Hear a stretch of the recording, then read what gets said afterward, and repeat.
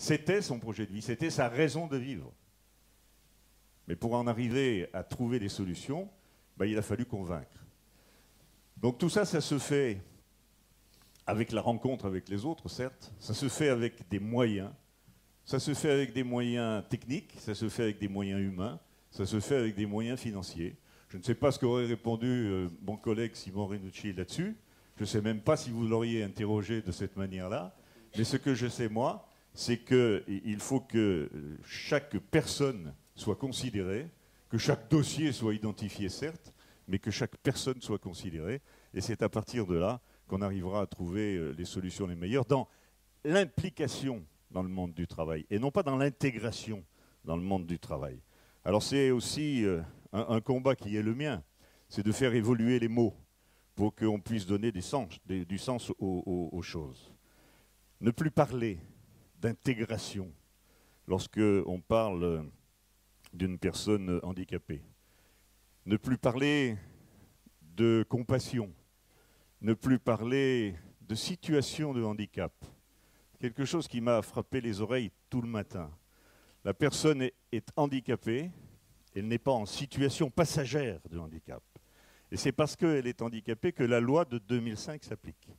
La loi de 2005 s'applique aux personnes handicapées, et non pas aux personnes en situation de handicap.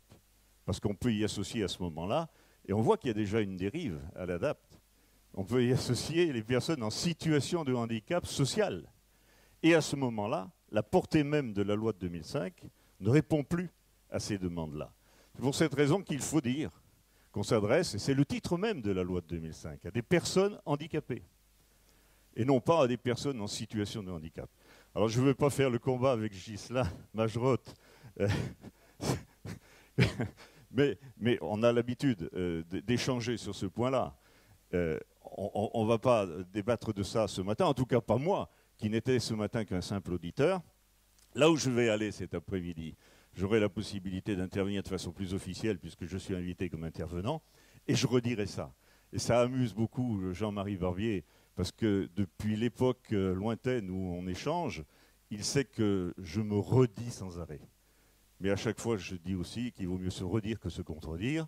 Vous m'entendrez encore parler longtemps de l'intégration en rayant ce mot-là, de l'inclusion, Ghislain, en rayant ce mot-là aussi. On n'inclut pas une personne dans la société, on vit avec cette personne-là. On ne va pas l'inclure par opposition à l'exclure, je veux bien l'entendre. Mais pourquoi employer des mots particuliers lorsqu'on parle de personnes un peu particulières, certes, mais qui font partie de notre vie? Lorsqu'on parle du handicap, on en parle toujours avec des mots un peu particuliers. Intégration, inclusion. Alors que finalement, il s'agit d'envisager la personne dans sa totalité, dans ses potentialités, et je suis heureux de l'avoir entendu ce matin, pour qu'on puisse parler d'une personne à dimension humaine et non pas d'une personne tout à fait différente. Voilà, vous m'avez laissé partir à l'aventure. Je savais le risque que je courais. Mais je me réduis moi-même, parce que vous le savez aussi, si vous me laissez le micro sur ce sujet-là, il y en a pour un moment. En tout cas, je m'excuserai auprès de Simon Renucci.